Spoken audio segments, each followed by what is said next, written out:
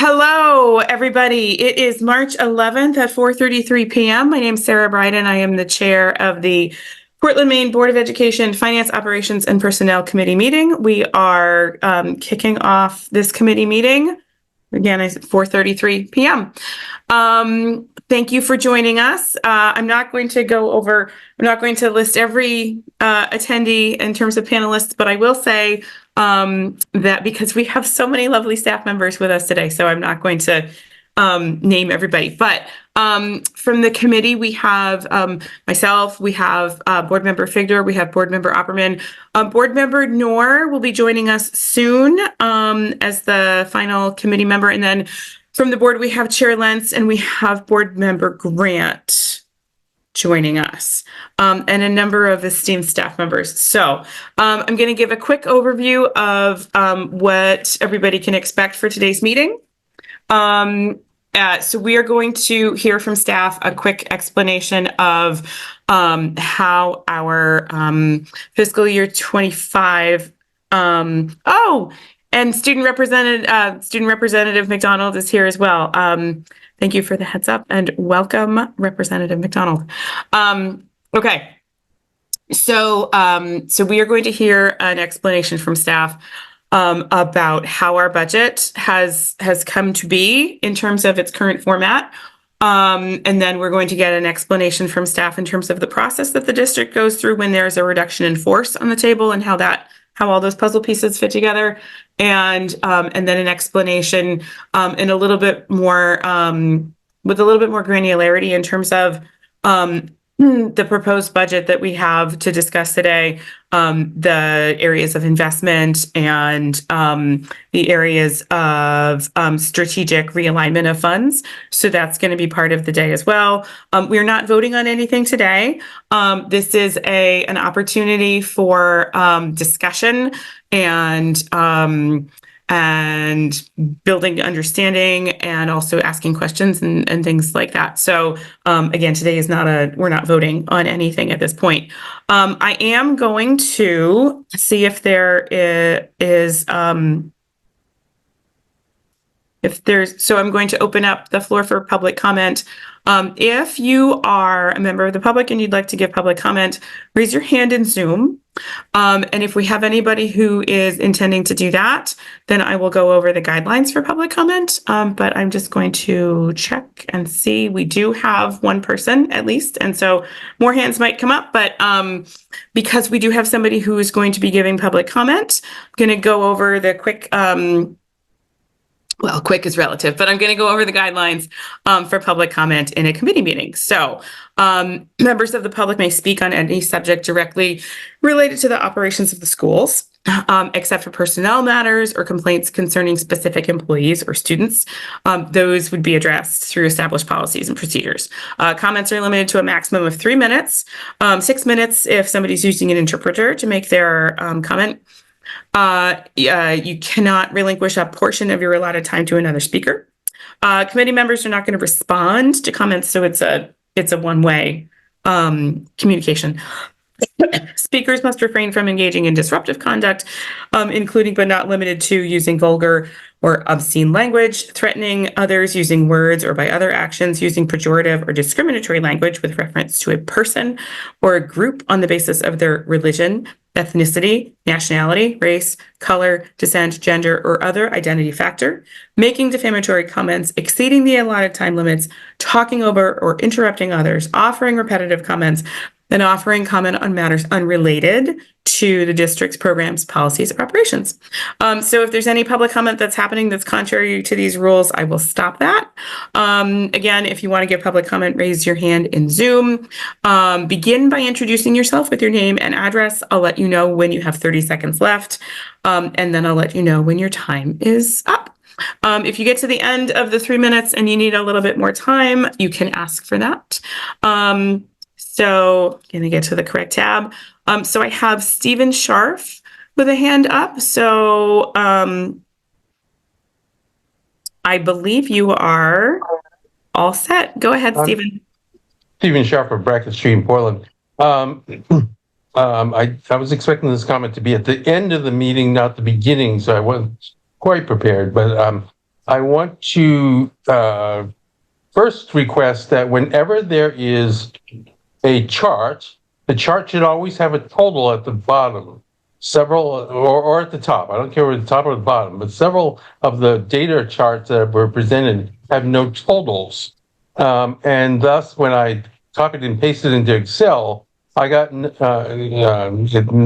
numbers match, specifically the chart on page 29 of the PDF page 29.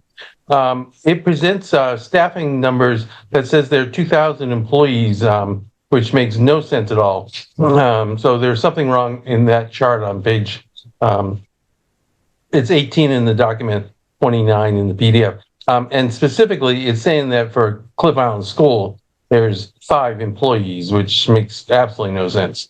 And then on the previous page, there's enrollment numbers for projected enrollment numbers for kids. In past years, there's always been a chart that shows you a 5-year look back, and the current October, and then the projected October. That again is missing from this original proposed budget. I've had to train superintendents in the past to put that in the budget because that's a very important document that tells you where you're coming from and where you're going in terms of enrollment. Just showing 1 year of enrollment tells you, the committee, absolutely nothing. So you need that information, and that chart that's in the previous budget cycles needs to be included. In terms of the actual budget, I mean, it's certainly a bloated budget, but yet you're talking about having to cut staff or eliminate staff, but the budget itself is actually $9 million more than the previous budget. So I do not want to hear in the public realm people saying that the budget is being cut, because the budget is not being cut. It's actually being increased significantly. And so there are no budget cuts. There are positions being eliminated. There are programs being changed, but no actual budget cuts. And 2 very specific things I want to focus on. One is the pre-K numbers. You have about half a minute left. Here, pre-K numbers. There seems to be no. There's budget information about pre-K, but no actual enrollment numbers for pre-K, other than you have to dig through in various places. That's a number that's very important to know and to match it up to the budget number. And lastly, Cliff Island School this year apparently has just 1 child and multiple staff members working there. And next year is slated for to triple in size to 3 children, 2 of them in kindergarten. And I'm quite frankly spending $150,000 to educate 3 kids makes absolutely no sense. And I suggest that the Cliff Island School needs to be closed down. Thank you, Stephen. Thank you. All right, I'm not seeing any other hands, so I will close public comment. I also want to acknowledge that Board Member Villieu and Board Member Ali have joined us. Welcome and thank you. And so now I will turn the agenda over to Superintendent Scallon. Okay, so Superintendent Scallon is going to log out, join us again. Hopefully the audio will be working. And in the meantime, Helene is going to get us started with our conversation. I'm going to get the slides up for Ryan. Wonderful. Thank you so much. Is there a piece of this that that one of the other staff leads can get us started on? I know that Ryan wanted to do a short presentation leading into this, so I kind of was hoping that he would do a short presentation into it. Can you guys hear me now? Yes. All right, perfect. Yeah, sorry about that for the slight technical pieces. As Chair Bryden shared, we're going to do a short agenda tonight because we want to leave as much time as possible for board feedback, as well as if there were any additional comments from the public, just not knowing exactly what to anticipate. There are some pieces that I just want to share before we get started. First, I think of the superintendent's budget, proposed budget from last Tuesday as a starting spot for the discussions that we're engaged in, right? And so that came from a lot of conversations starting back in July, all the way up to the presentation on Tuesday. That involved engaging staff, leaders, students, parents, all members of our community. And they were not easy trade-offs. And so in no way do I present it as simple decisions, but in fact, weighing really difficult decisions. I think myself personally, but I think we as a leadership team also accept that folks can look at the information and come to potentially different trade-offs. And so my hope is that we're engaged in those conversations as we move forward as both a board and staff, as well as we think about engagement with the community throughout all of this process. This process also gets us to a budget in June, and we wanted to share with you what happens afterwards so that we also know what to anticipate, as information will change as we go through the year, right? We may receive unanticipated revenue or have shortfalls in revenue that will require us to adjust our budget.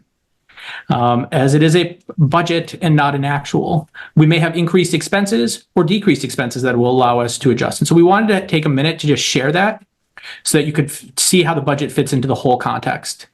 Then, our Executive Director of Finance will do that. Helene will share that. Then our Executive Director of HR and People, Barrett Wilkinson, will talk about just an update on where we're at with staffing and staffing notifications in particular. And then there have been questions about overall staffing changes and just being able to really see into the granular, both the changes at the school level as well as changes at the central office. And so we will take a minute to really walk through that.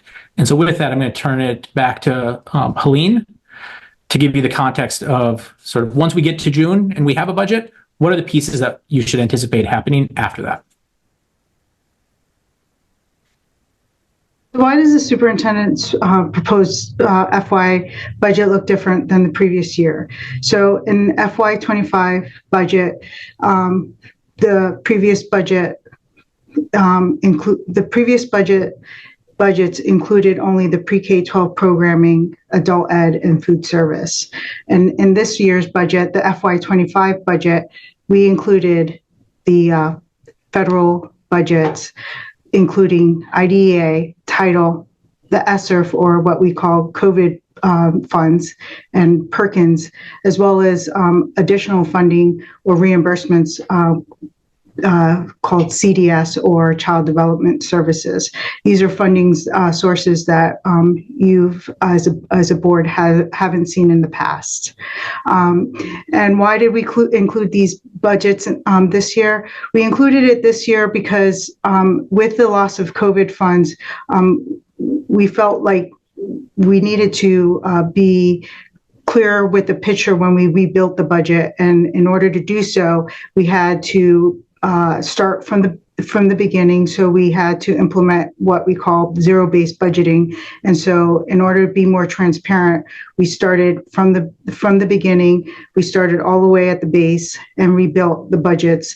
And we showed where we were getting all of our funding sources and rebuilt the budgets in that way. And we brought all of the different funding sources back in to show where all of the different allocations were coming from and where those funding sources were included with those funding sources and allocations. How does this allow us for, this budget allows us for future analytics and review and oversight on an ongoing basis. Moving forward, what we plan on doing is on a monthly basis, this budget will continue to move forward on a monthly basis as it is currently does now. We will bring this budget to be reviewed to the Finance Committee on a month-to-month basis on a budget to actual.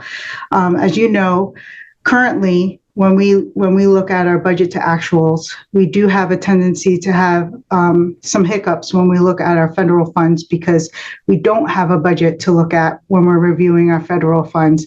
So we have a hard time looking at comparing where we actually are in comparison to where we should be. So when we look at our FY25 budget, we will now have a more a better insight to where we should be moving forward. As you know, budgets are a tool to help us look to ensure that we're being good stewards of our money and making sure we are projected to be where we should be as far as our spending. So now that we have budgets for both our federal and our general funds, we will be able to make sure we're where we need to be. Because our federal funds are currently in a state where we're projecting they should be, the anticipation is that on a quarterly basis, if we do end up with new funding or significant updates to our revenues on a quarterly basis, the plan is for us to bring forward to both finance and then to the board for approval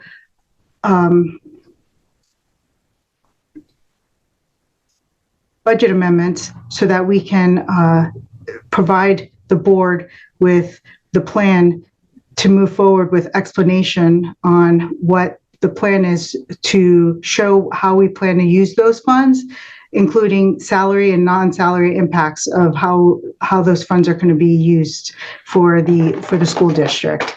And the same goes for whether or not when we look at our expenditure budgets on a quarterly basis, if we see our funding moving and our expenses are moving in a quarterly basis where our expenditures are exceeding our budgets, our expenditure budgets exceed their expenses, 50,000.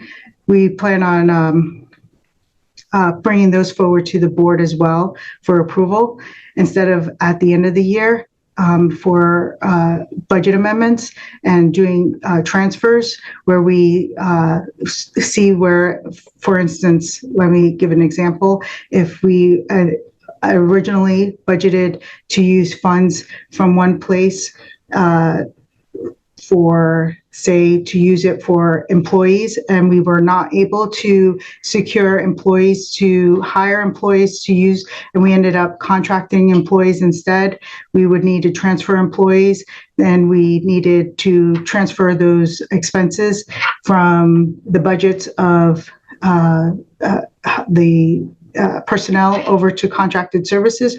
Then in that case, we would bring forward a budget amendment to the board to show that we moved our budget from personnel to contracted services with an explanation explaining why we're moving the budget, and so that the board would understand what the school district did to move the funds and what we did and what those expenses were used for. So there would always be an explanation of understanding of what we did and why we did it to the board.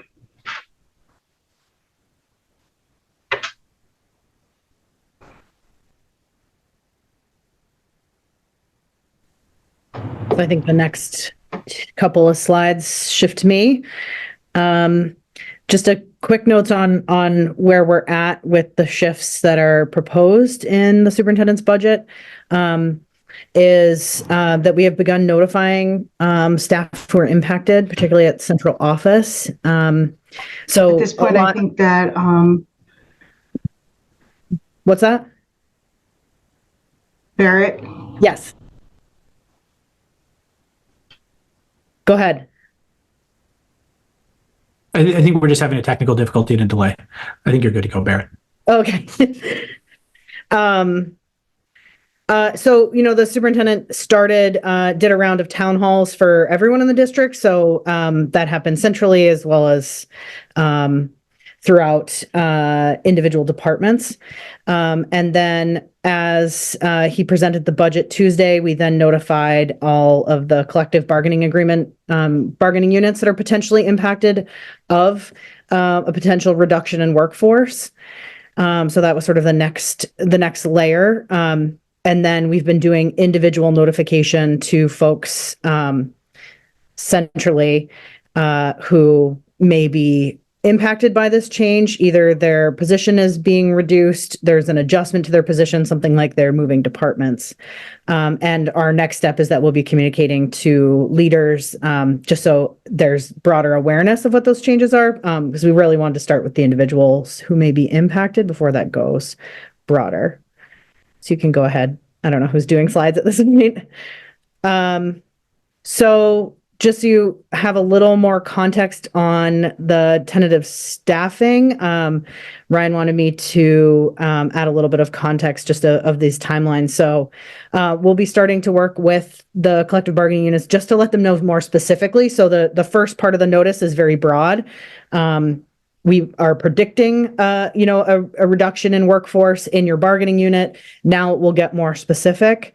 And then for the collective bargaining units, not for those who are non-bargaining, but the collective bargaining units have seniority that dictates kind of position rights. And so there's nuance to that with each bargaining unit, but that will be the next kind of piece of things. Along with that, there'll be work to develop any job descriptions that associate with some of the shifted or new roles in the network teams that Dr. Scallon has proposed. And then, we'll still work to post as early as possible because that's really key, particularly for teaching positions. So we will do that on an ongoing basis, obviously, as we're made aware of things, but also to keep in mind, end of April is the deadline for resignation for the coming year. So, it may be some of those things don't happen until later in April. So, I don't know, Ryan, if there's anything else you wanted to add to that, but those were sort of roughly, here's some of the context of timeline on where we're at and where we're going. Yeah. No, Barrett, I appreciate that. I think that one of the things that we're trying to do is find the right balance of both notifying individuals so that they're aware of the potential reduction as well as opportunities, and have that match up with when we may be posting. And so what you see here is us trying to find that balance of what Barrett shared in terms of calendar, as well as where we will get more definitive, right? When the board has its meeting on the 18th and then votes on April 9th, right? That gives us more content. And so we'll continue to refine this, with the idea being that the budget is a work in progress and that things may change, but that we want to make sure that we're informing individuals as soon as possible about potential changes.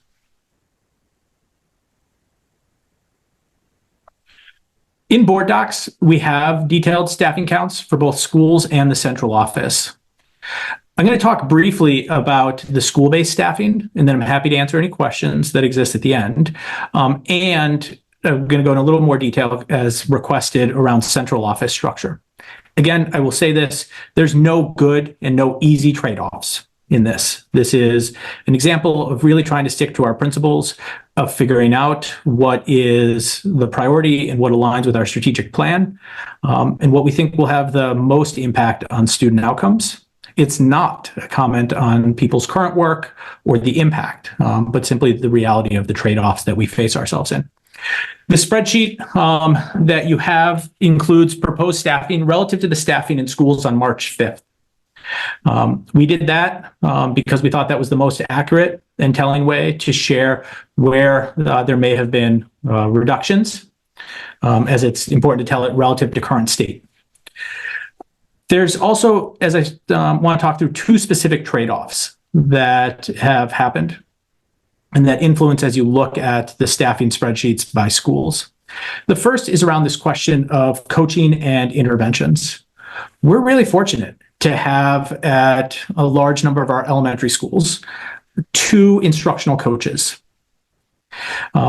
In many of those cases, the schools have an intervention coach that focuses, or a coach that focuses on math, and one that focuses on English.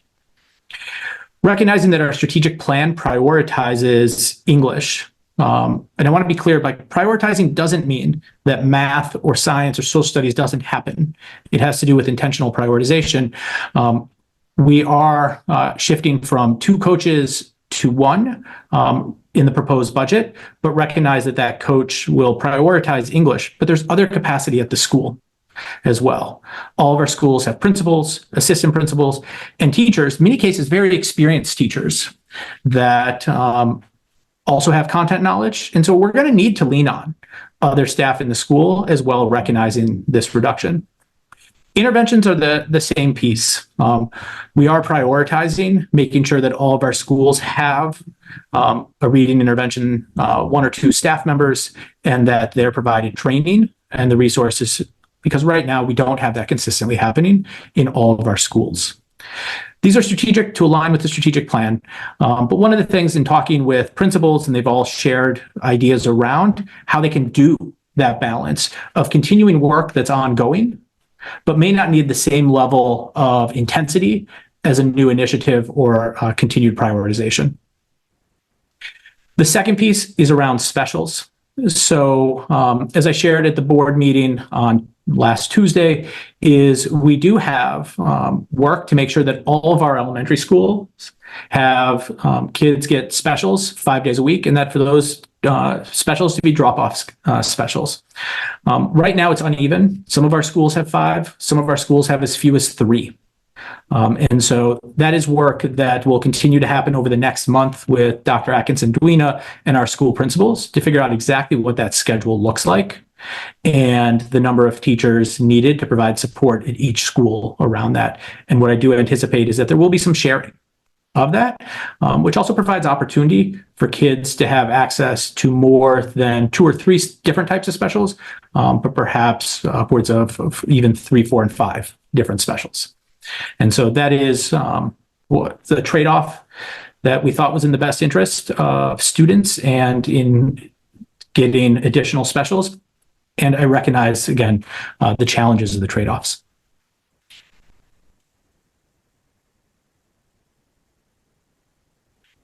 We've also provided central office. And so what you can see here is the central office structure that exists right now. This is the staffing for central office in FY24. The proposed central office staffing in 25 goes to an assistant superintendent of elementary school with a small network team that we're going to look at exactly the positions that are on there, and an assistant superintendent of secondary, again, with a small network team. Those teams are designed to work in collaboration with our school leaders and with our staff to make sure that we are seeing outcomes for all students at our schools, and that we are effectively implementing the curriculum and the priorities. There's a senior executive director of strategy that is working with our multilingual and communications teams to make sure that we have and continue to have effective strategy, working with our equity and belonging to make sure that all staff feel like it's a great place to work, working with student support to make sure that we are supporting students across the full continuum and of special education needs, and recognizing that we anticipate CDS and some early childhood responsibilities coming to us as a district, really thinking about what that strategy is and how that works. We also have a senior executive director of finance and operations who leads a team that works across all of our operations, including finance, human resources, transportation, facilities, food service, and IT. And then we do have data and assessment and thinking about how do we make sure that we have actionable data that we can use at all levels of the district. I want to go in and show you how these teams shape and what it looks like compared to the current year. In each case, what I'm going to show you is what the new structure looks like for that team. And it'll indicate if a position is new, an adjustment, or a elimination. And again, those are made with the idea of recognizing our fiscal challenges, what is potentially best structure to do this work.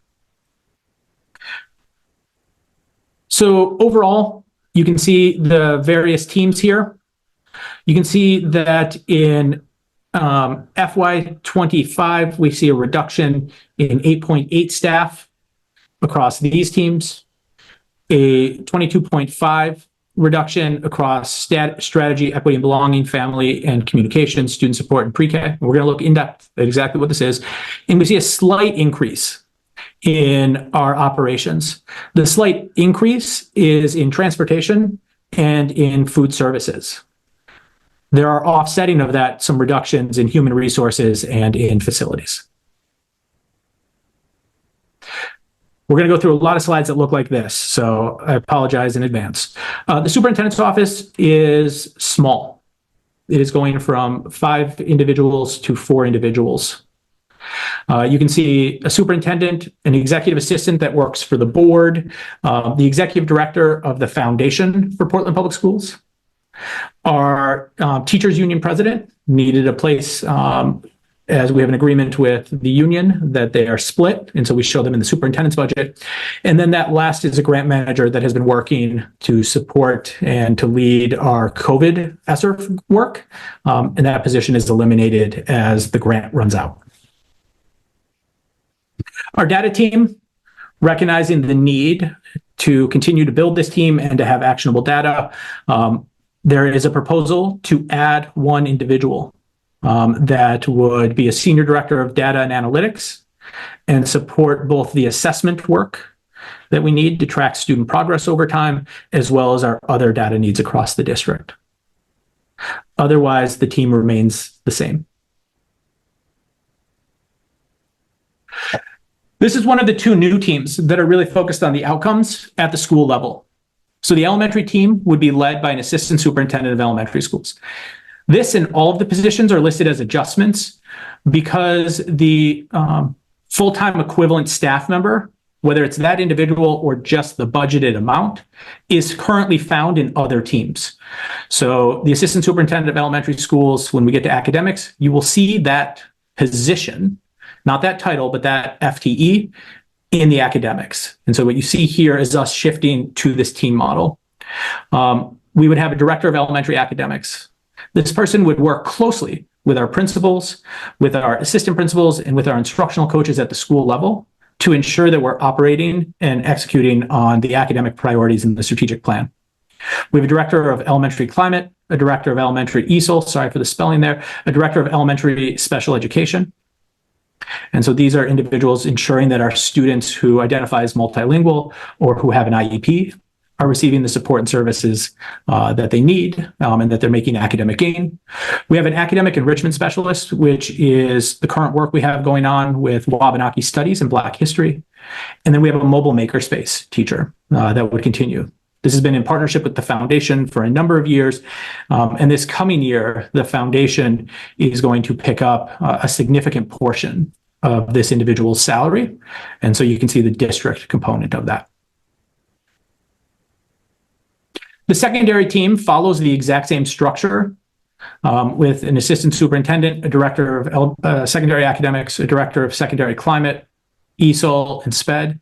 And then here, well, Wabanaki Studies and the Makerspace, the staffing budget amount is sitting on elementary. Here, what you have is our director of secondary access and outcomes sitting on the secondary. That's the individual who will continue to lead our work to ensure that we're preparing for a high school of the future. So it's worth comparing that structure to what currently exists on our academic team. And what you can see here is that you can get sort of like a broad picture of where it's an adjustment, where it's going on to another team versus where it is an elimination. And so our structure does adjust and does not have a deputy superintendent. The executive directors of elementary and secondary are the assistant superintendents. The director of curriculum, instruction, and assessment, and the literacy teacher leader. Well, it may not be those individuals. Those 2 positions, those full-time equivalents, are the positions that are the academic director at the secondary level and academic director at the elementary level in the new structure. We then see some reductions So currently we have two individuals who split science support at the elementary and then at the secondary level. That is work that our academic coach on the network team will need to work with our schools to make sure that we continue to do that, and that when we get to that area in the strategic plan becomes a priority. We see Wabanaki Studies continue over, just an adjustment to the elementary team.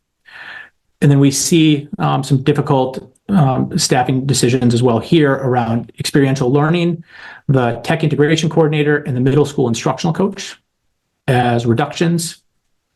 It's worth noting that our middle school schools all do have an instructional coach that is still budgeted and still provided at each of the schools.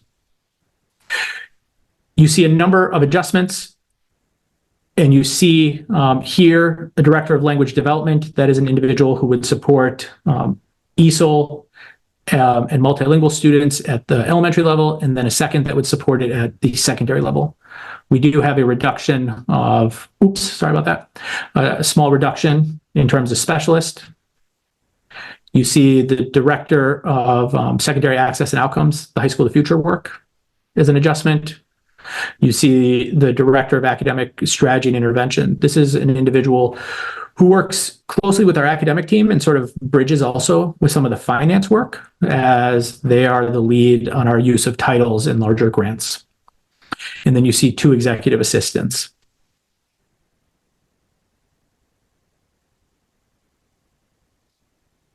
Student support. This is our work supporting students with IEPs for the vast majority.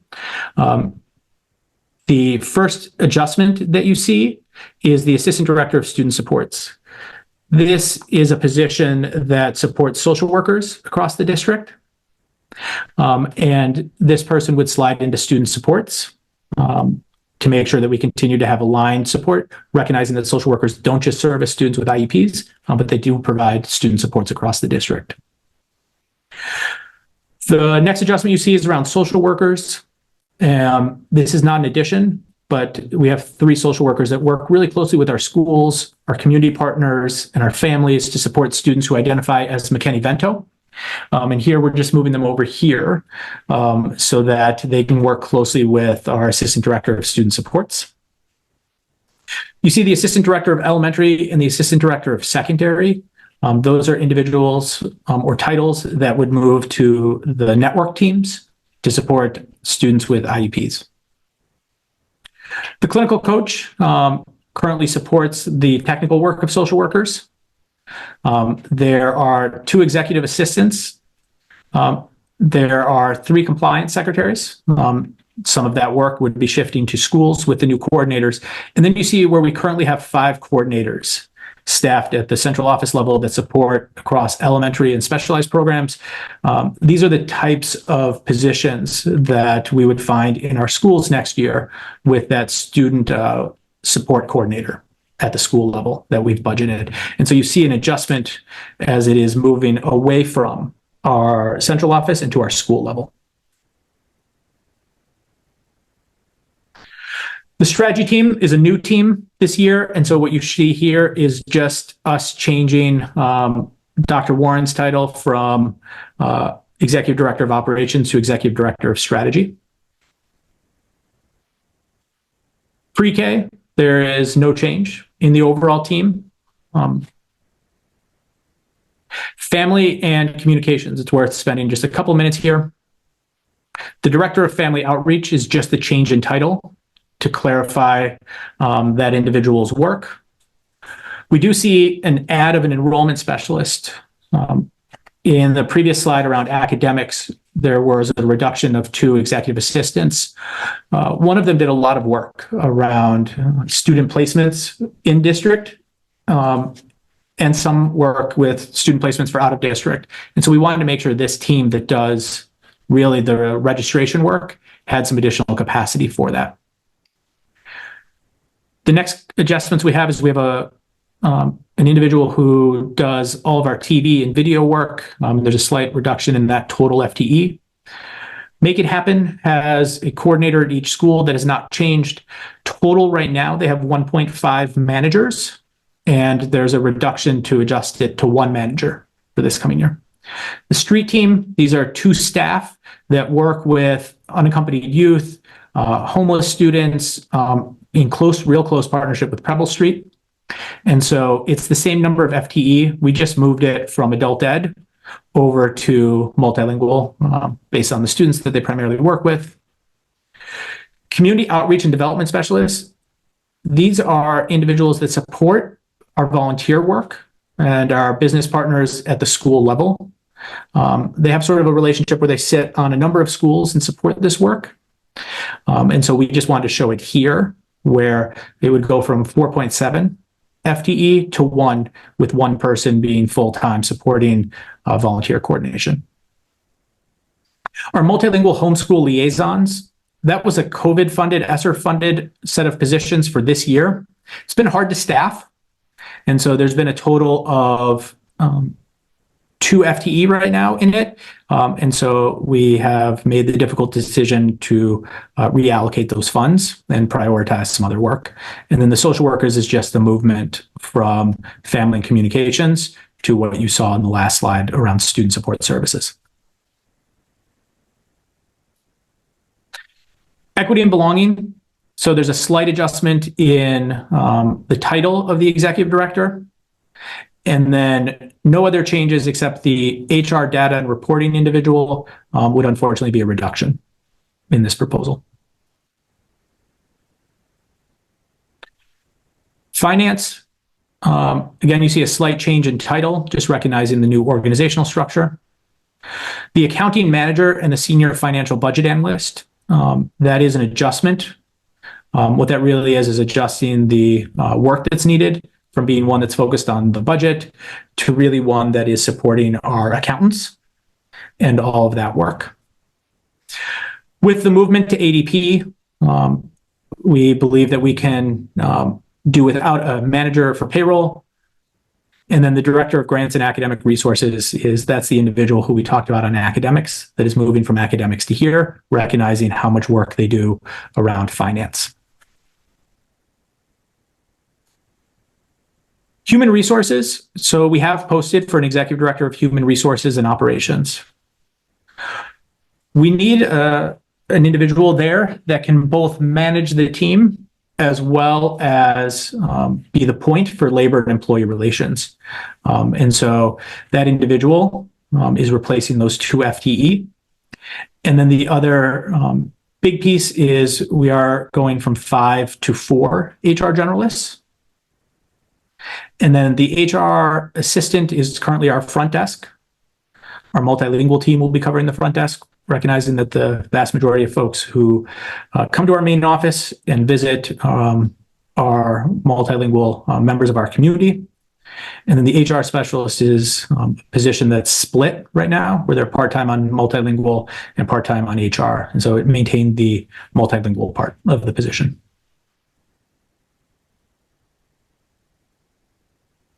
Food service, the change you see here is they're in a spend down. They have a large fund balance that they need to spend down. And so they are going to hire a district chef to continue to build out our menu that we offer students. And then there is one additional food service technician driver. I think of that in some ways as an individual who floats and is able to jump in when we need to deliver food and materials to schools. And right now they are just short-staffed on that. And so we're adjusting. Food service is not an area where you can look at doing a ton of spending cuts because it's its own funding stream and is again in a funding spend down plan. IT, a slight reduction here as we really dig into how many technicians are needed to support computers and laptops at the school level. And so you see it going from 6 to 4 and the overall going from 10 to 8.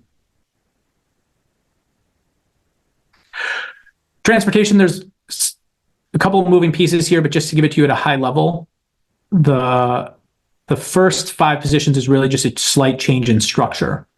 It's moving from a director of transportation, an operations manager, and a logistics manager to a director of transportation, assistant director of transportation, and a dispatcher. Dr. Warren's worked closely with that team and with our new director of transportation, and believes that this will help us increase services and supports for our schools and our community. Down below, you see a slight adjustment where one of the bus driver 40/40 float positions goes to a bus driver 40/40. You see that there is a slight adjustment in bus driver school year to bus driver school year 40, where we are not only moving the school year 30 bus drivers to school year 40, which means that they are guaranteed 40 hours as opposed to 30, but we're also adding one more bus driver on that line. This is what we talked about last Tuesday, where there's a need to invest in the number of bus drivers we have overall to lower our contracted costs. We're actually pretty well staffed in transportation, and so we're not showing trainees. Similar to what Helene was sharing earlier about if things change on the budget side, we may find that we have a hard time staffing our total bus driver count, in which case we would come back to you and inform you that we are going to shift a couple of bus driver positions to bus driver trainee to allow us to afford to bring on somebody, train them, and then have them running their own routes. We have 5 van drivers. We have a couple of folks that serve in van driver roles right now. In some cases, it's shifting resources already, but we're proposing to add 5 van drivers this year because we have a number of routes that don't need a full bus and don't need somebody necessarily with a CDL, but we do need to be able to take students who, a small number of students who receive McKinney-Bento services and may be going to out of district, or a student with an IEP who may be going to an out-of-district placement. And then you see bus assistance, where we are keeping the overall total bus assistance of 11, but we're shifting 4 of them to full year, recognizing that we have ESY, or year-round schooling, extended school year for some of our students with IEPs. And so we wanted to reflect that we do have bus assistants that work during the summer. And so that's what you see here. Facilities, you see a small number of adjustments. The piece that I will just highlight is you do see where we have some floats in here. And those floats are designed to be able to provide additional coverage to schools if they're short-staffed. And I believe that is the last of those slides. And so I just want to go back real quick just to, again, put it into orientation. What you see here in the structure on the left of the assistant superintendent for elementary and the network team, and the assistant superintendent for secondary and the network team, is a shift. And it is a shift of some capacity from what was previously the academic team, a little bit of capacity from our student support team, a little bit of capacity from our Office of Language Development, but really designed to make sure that we have a team that is coherently working to support academic outcomes at the elementary level and then again at the secondary level in as sort of an efficient way as possible, while recognizing that there are trade-offs. And so with that, I'm going to pull down the slides and I will turn it back over to you, Chair Bryden. Thank you. I also want to acknowledge that committee member Noor and board vice chair Bondo have joined us. So we have a few more folks with us. Thank you for that information. Ryan, do you want to take questions on that content before you go over some of the building, the decisions that impact decisions around staff in the buildings versus central office, or do you want to, what are your thoughts on that? I'd defer to you on what you think is best. I'm happy to go over the school ones to orient folks, if that's helpful.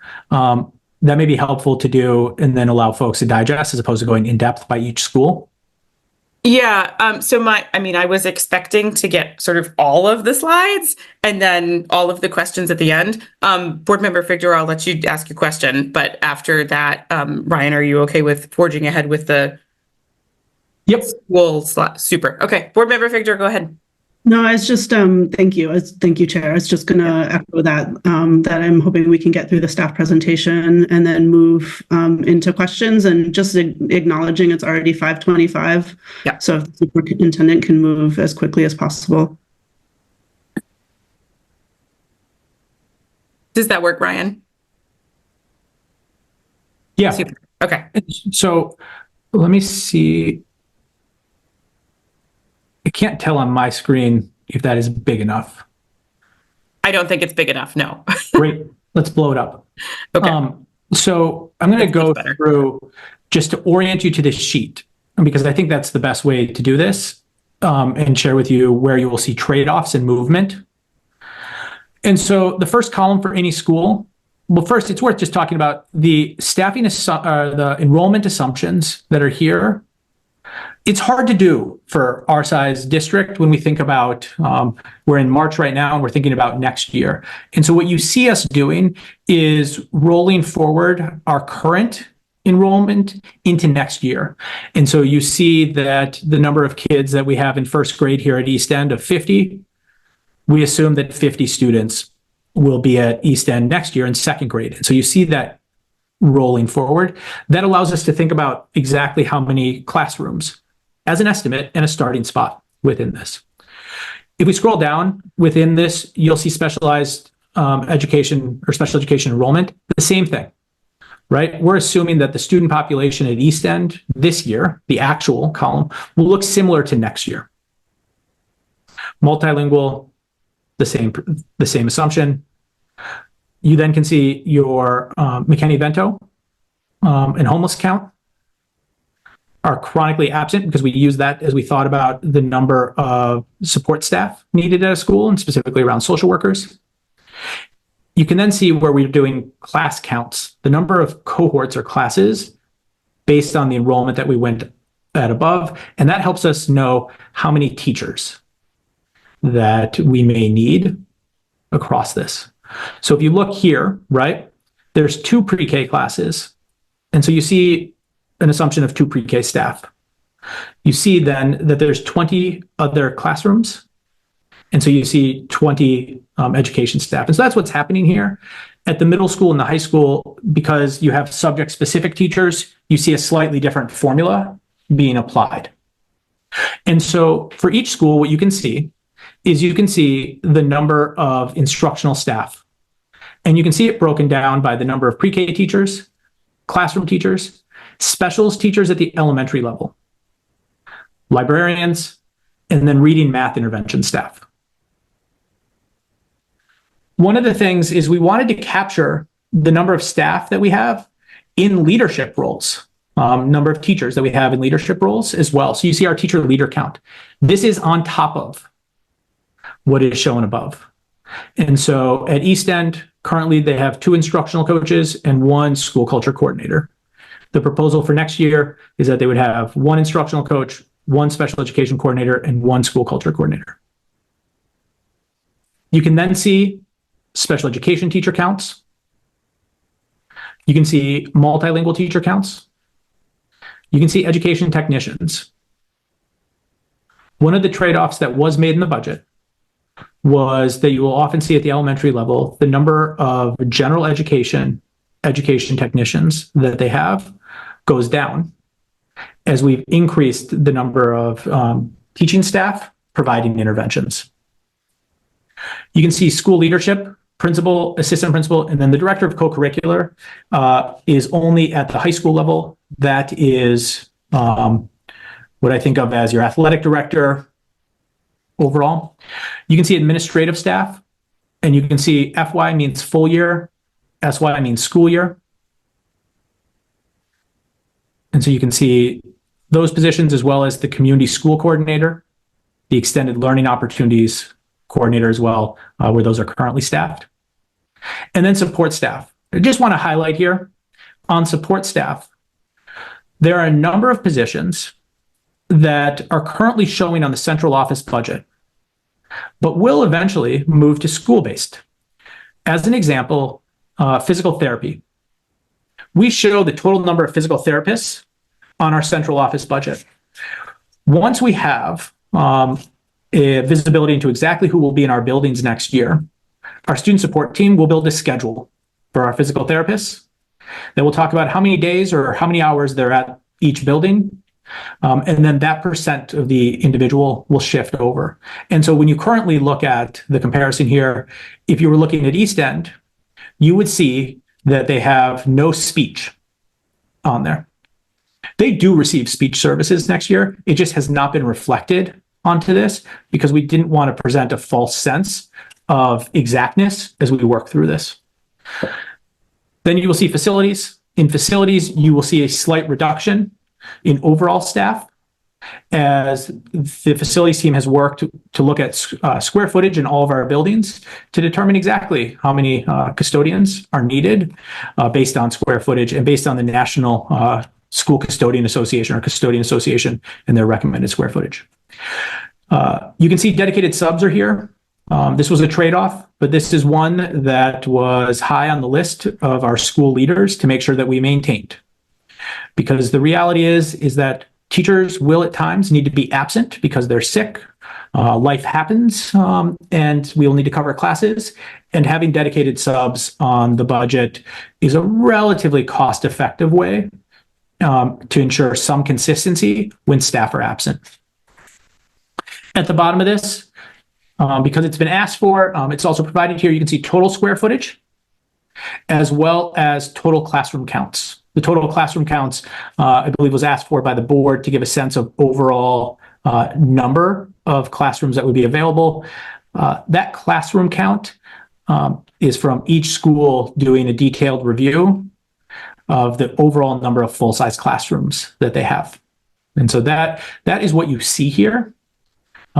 We shared in the committee meeting or the board meeting on Tuesday the overall counts. At a high level, the overall count of number of education technicians in our schools next year does go down. I actually met with our president of our education union on Sunday and the head of our teachers union on Sunday just to review those numbers. From the seniority list that she has and that we looked at, the total count goes down by 9. And our overall teacher count in our buildings, because of the shift of the special education coordinator, because of the addition of the reading or math intervention, and because of adding some school climate staff to our schools, our overall PEA or teacher staff count does go up in our schools. I don't remember off the top of my head right now exactly what the count was, but we could share that. It's on the slides from last time. So let me pull this down.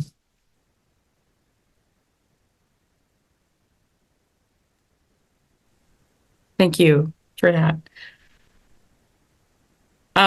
So thank you for all that information. I appreciate sort of the holistic sense of impacts, trade-offs, all of that. Thank you very much. As Board Member Figdor was pointing out, it's about 5:30. Our meeting is scheduled until 6. I don't think that we necessarily need to be wrapped up by 6:02. But at the same time, I'm mindful of the fact that this is, we're heading into the dinner hour. Staff has had I'm sure a very long full day, and I don't want us to have the meeting get away from us and have that be a challenge for folks. So we have about half an hour to have conversation and questions. I have some, but I'm going to open up the floor for committee members and then board members as well. Board Member Figdor, go ahead. Thank you, Chair. I have quite a long list of questions, so I'll get started and feel free to let me know that you want to move on. And sounds good. Yeah, sounds good. I just wanted to start by saying I want to make sure that we're all on the same page, that now that the superintendent's budget has been proposed, that changes to it need to be 100% transparent to the board and public, including correcting mistakes, so that now any material changes to the budget need to be documented for us and the public, and there should be a list of changes and corrections and the resulting impact on the budget. And then when we move to actually amend and vote on the budget, which is now scheduled for April 1st, this committee could consider and adopt those changes to the base budget as proposed on Tuesday. So I just want to make sure that that is a shared understanding now that this proposal is formalized. Any changes to it need to be made in a completely transparent way. I wouldn't expect otherwise. So, yeah.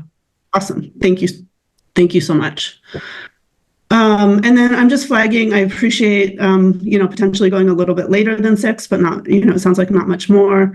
I do think that we are going to need more time as a finance committee to ask questions and evaluate this and amend this budget. In the past, we haven't, I think, or maybe back in the day when we were actually doing these in person, we wouldn't have end times. So I do suggest that we figure out how to make some more time, whether that's having additional meetings or extending the meetings. And I'm not, I think we can talk about that, especially as we get a better sense of how far off the mark we are in terms of today and how many questions people have. For sure, we can talk about that later. Yeah. Okay. And then 2 other quick things, and then we'll actually get into my questions. I am concerned that, I appreciate going through the positions in detail today.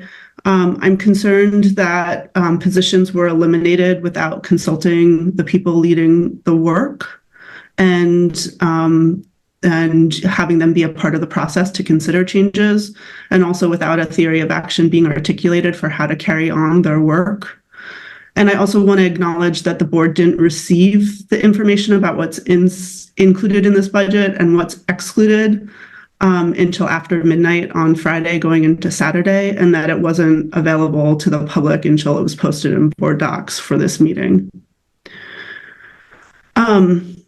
So my core substantive concerns with this budget are, first, the superintendent's executive team, so it's the top decision makers in the district, will be leaders whose core focus is and expertise is in finance, strategy, elementary schools, and secondary schools, but not teaching and learning. So expertise in academics is really missing from the leadership team. I'm also really concerned that the superintendent's budget eliminates the entire curriculum team, with the exception of the Wabanaki Study Black History lead teacher, and without articulating a theory of action for carrying this critical work forward, which has been a huge area of focus for us over the last 7 years and a huge area of investment. And lastly, again, these are like my highest level concerns. I'm concerned about the elimination of all support for elementary school math. So with respect to my questions, I want to start there. And part of what is lost in the budget is all of our math specialists, or also known as coaches, who work in each elementary school supporting teachers to learn the math curriculum and to teach the math curriculum, and managing and leading our intervention work for students who need more help learning grade level curriculum. So first, I want to know how many students are being served by math intervention, math RTI right now, and what happens with those students since the budget eliminates all support for elementary math. I heard the superintendent say that the principals would pick up that work, but my understanding is that it's well over 200 students, and I just don't see how principals are going to actually be able to work one-on-one with that many students. I understand from Malia and Ali that we have walkthrough data on our implementation of the math curriculum. And so I would like to see the 2023 data, including both for the elementary and middle school, both at the elementary and middle school levels. All right, I'm just going to go through a few more, Sarah, a couple more, and then. Go through a few more. And then, Ryan, I'd be interested in whether there are items that are, that you're envisioning having a quick response to, and then items to take away for a future conversation. Go ahead. Okay, so the Wabanaki fieldwork is not included in the budget, even though it's such a core piece of the curriculum. So I'm wondering how are we envisioning not doing that part of the curriculum?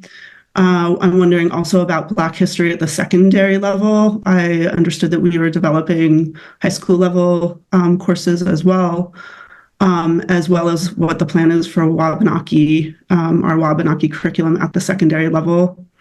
It looks like those are just the 0.8 position that is included in the budget is focused on elementary level. I just want to note that the title for the Wabanaki Black History teacher leader I see is pretty tokenizing, called the Academic Enrichment Specialist. So I suggest maybe we consider that title. I want to know more about the raises for athletic coaches, what they were, and the reasoning behind them. And then lastly, I would like to know the cost savings and implications for start times if we moved middle school students to Metro. And also, as I've brought this up pretty consistently through the budget process so far, in the past, when we started the Breathe program, the majority of the budget, actually, I checked back over the weekend, and it was 62% of the initial budget was covered by Maine Care, and now we're budgeting 0 would be actually covered by the state. So I want to know, why is that the case, and what would it take to get the systems in place to do that Maine Care billing and to recover the costs? And then lastly, I'm wondering if we could get a sense of if it would be feasible to rent out the first floor of central office now that we have a lot less need for the space. Thank you very much, Chair. Yes, of course. Ryan, are there any items that jump out in terms of being able to provide a quick answer before we gather more questions?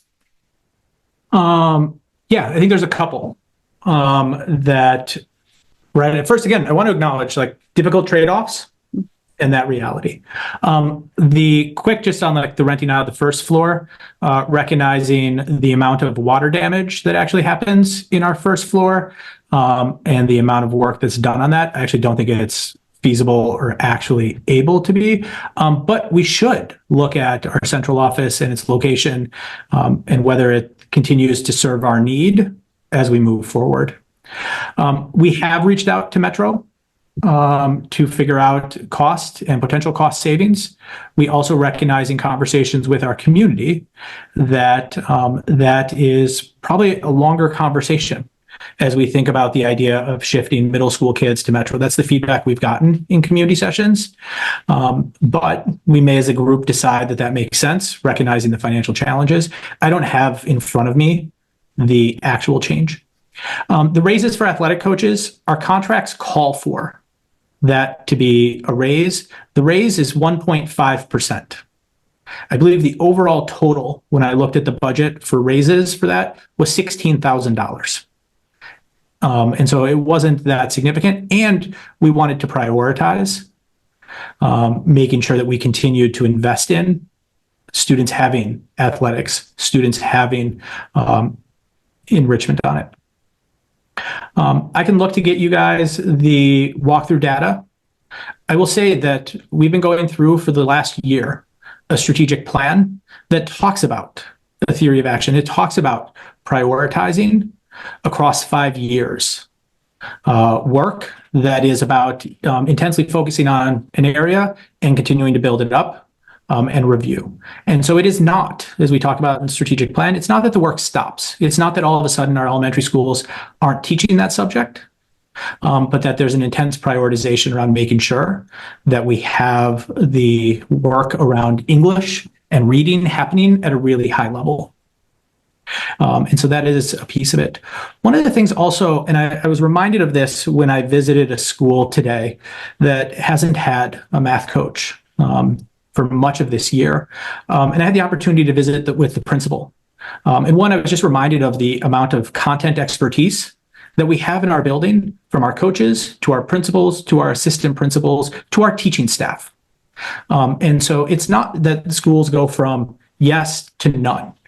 But there is a reduction. We have to acknowledge that, but it's not that they go to none. And in those classes that I saw, they were doing illustrative math. And so IM instruction was happening. In terms of the And so when I've worked with schools in the past, right, it has been the case that when they look across their whole leadership team at the school level, that's where they have conversations around who's taking the lead and who's supporting specific work. And so our elementary schools continue to have a principal, an assistant principal, an instructional coach, as well as staff to like help lead this in partnership with our network team. Is it a reduction? Yes, right? I'm not going to say that's not the case. And I do think, and I just want to say this because we have members of our senior leadership team on this call, that I think it's important to acknowledge that across our senior leadership in the proposal, we have 4 doctorates of education and we have a master's in accounting. And so I don't think it's fair to say that it doesn't exist. I do think it's fair to say, right, that there are difficult trade-offs, and we're in this proposal losing great people who do really valuable and really essential work. And that was the difficult trade-off. In terms of the Wabanaki, it is simply listed there to show that that the person is budgeted for. Right now, if you looked at it, it would show as a 0.8 on the academic team. There's no adjustment other than to have them sit on a team and to make sure we didn't lose that. They currently support work in both our elementary schools and in our secondary schools, and the assumption is that that would continue. In terms of the actual conversation around the central office structure and the school structure, again, I don't think it would be accurate or fair to say that that happened without input. The executive team, the board, individually in conversations, there's been a number of conversations around the trade-offs. There's been conversations with over 500 members of the community face-to-face, including with instructional staff at the school level. Do I think we landed on a perfect proposal? Probably not, right? And can we continue to improve it? Yes. But it didn't happen in absence of feedback. But it's also the case that when we got feedback from that number of folks, we didn't all agree. And that's also true. And so I think that that is a piece of it. But yeah, I just wanted to like name that. And that I think that part of the engagement that we're going through now is to continue to have these conversations. And in conversations like this, as well as conversations that continue to happen at the school level and at our academic level to really discuss that. And last piece is, I will say that I think we're trying to follow the board's request, which is that we not inform folks. And we didn't.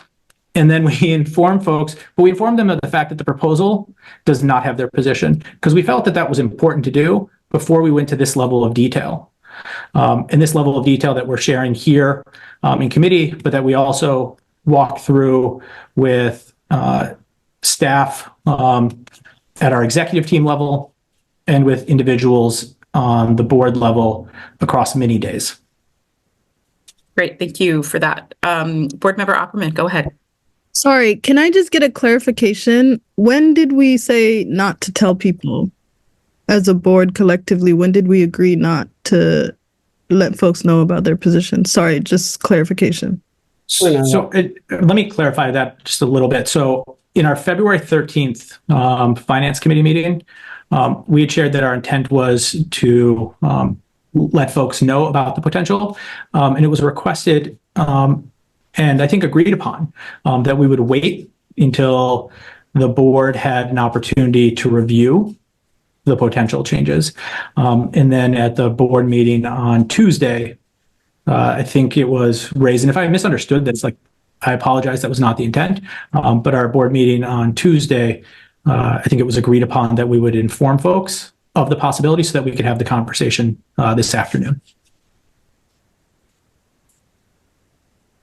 Now, Board Member Billiou, does that address your question? Yeah, I have more follow-up because I'm really trying to understand, because I feel like there were some positions that were, never mind. Okay, all right, we'll come back. So we're going to go Board Member Opperman, Student Representative McDonald, Vice Chair Bondo, and then we'll come back to you, Nyla, okay? Thank you, Chair.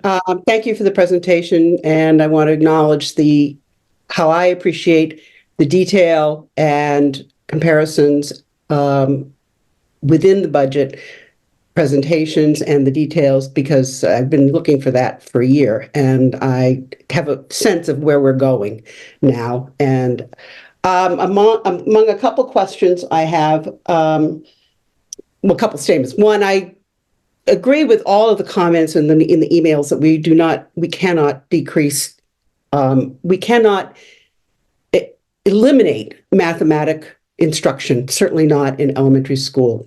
And there certainly needs to be some expertise, and that should be clearly assigned, I think, within each elementary school in whatever way. There is, I note, the instructional leader, the instructional coaches, the interventionists. Basically, there's a 1-for-1 with the coaches, roughly.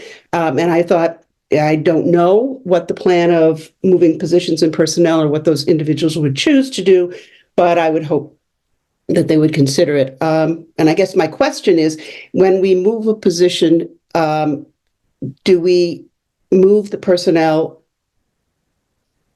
who was in the old position to the new position, or do we post on some of these areas? And that's for the new positions. So that's what was a question I had. The other thing I want to acknowledge is that this is not a deeply cut budget. Okay, I think Mr. Scharf mentioned something on that, but looking at it, there is an increase over the years. It's a consistent increase over 10 years. How much it does go up, how much the tax part goes up, understanding that expenses do go up and expertise is necessary. But as we go through all the discussion, I certainly do not want to see any increase in the total number of dollars spent on the budget in the school district. I actually can think of some things that we might do better within it, but it should be a trade-off. It should not be an automatic, let's add something back on because we need it. And to be quite frank, 7% is higher than we thought of even last year. And I think, if somehow we could find the equivalent of 5 other places to cut, that would be important. And I say that with a caveat that I am a teacher. I have been on the bottom of the rung waiting on knowing whether or not I was going to be riffed or not. So the pain that is going on is not minimal. I can't minimize it. And I want to recognize it. I'm just hopeful. I also recognize that some of the teachers live in the district, and the pain of a tax increase also would be awful. So I'm just want to make myself perfectly clear at this point. Thank you. Thank you. Ryan, is there anything that you quickly identified as being able to respond to? Yeah, I think there was one sort of question in there, which was around the posting of positions. Mm-hmm. So we are currently in conversation with our union partners on exactly what that will look like and how we'll do that. And so there's a reality, which is that some of these are really small changes when we've made changes, and some of them are big. And so we need and want to have conversations with folks. And where schools are going from 2 instructional coaches to 1, we want a way to be able to make that decision that's fair and equitable. Thank you. Student Representative McDonald, go ahead. Thank you. Can you hear me? Yes. Yes. Okay, great.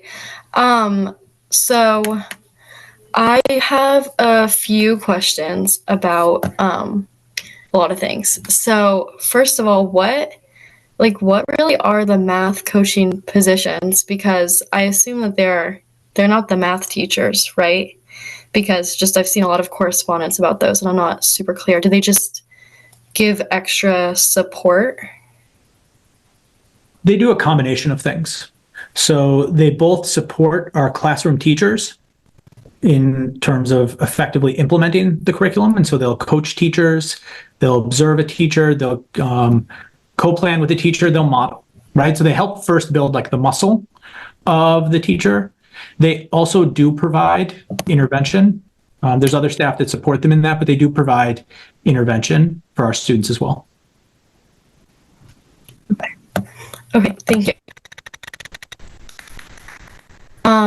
And then, so the biggest thing that I was worried about with the budget was the cut on ed techs, because right now I'm a student mentor.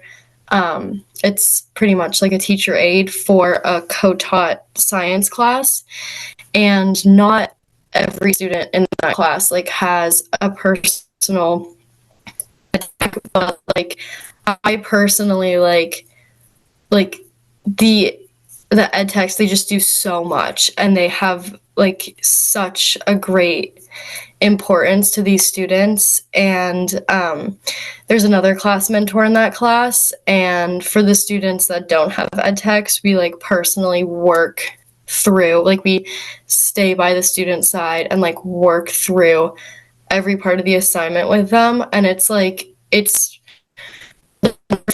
we have the opportunity to do that. It's very evident that that's not the case in every class. And just like with this cut of ed techs, I just really, really worry about the ability to do the same learning opportunity for students with learning disabilities as other students. Because it's just so important, and really need that extra help, you know, for the educational aspect, also going through home and Student Representative McDonald, your like audio experience. sorry, your audio is getting difficult to hear. I don't know if others are also having the same experience. Yeah, Okay. you're breaking up a lot. Student Representative McDonald, will you work on that? Would you like me to answer the first bit of the question? Because I would like to address the question around the education technicians, because I actually think you're hitting on a key challenge that we face as a district, which is the struggle of hiring or identifying, hiring, and retaining enough education technicians to work with our students with IEPs. And so this budget does not reduce that.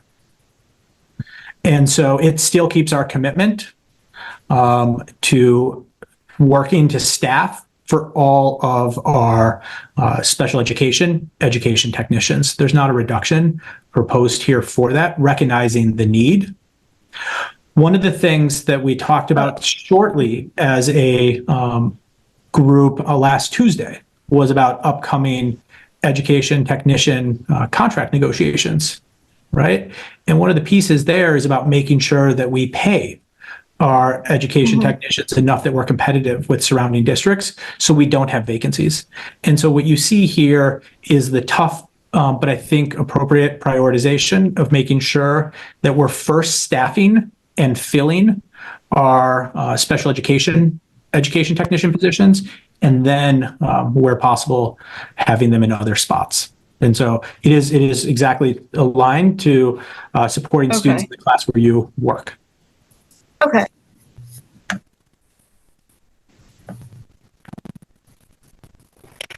Okay. Yeah. Uh-oh. Can you hear me? Am I glitching out again? Yep. Yep, we can hear you Can now. you hear me?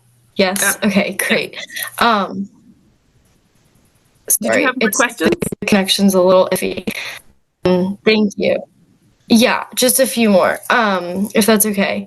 Well, yeah, That my was concern, great. That clarified. my concern is that as you start talking, you're breaking up a little bit. If that happens again, can we go forth, and then if the audio breaks up again, we'll move on. Okay? Does that work for you? Okay. Yeah. Can you? I turned my video off. Is that? Yeah, that's a lot better. Yep. Go ahead. Maybe. Okay. Okay. Amazing. So, sorry, what? Oh, and then this isn't really a question, but just something that I wanted to emphasize. There are a lot Oh, we can't hear you. of like teaching, not like complaining. Oh no. Okay, should I just send them in the chat? That would be great. Thank you so much. Okay. Yep. Okay. I can Creative do problem that. solving. Vice Chair Bondo, go ahead. Thank you, Chair. I have a couple questions, but I'm gonna summarize my questions, but mostly on my comments here on the math coaches. So I was on the board when we had a couple years ago really high investment of core instructions, and for years I've been so frustrated to see then the outcomes on those investments in our student outcomes and our student achievement, the wrong implementation of the curriculum on the mathematics and curriculum and everything. So that's exactly what I want to understand. If we get the evaluation, because we're really talking about the math coach on the elementary school, but I still didn't see the outcomes where we're going from when we start investing and where we are now and where we're going. So something that I want to see, if you have any of those data, then we see the trend, then we've been going to those implementation of some of those pieces of the curriculum. Because I remember a couple things last year when I asked that clarification question, we're still working on the material, we're still working on the curriculum. So it's just a few pieces on those mathematics curriculum being implemented. So my question is that when I look at the school staffing comparison here, Ryan, I see that we've been moving. We still have the math coach, but we just reduce on one coach by school, right?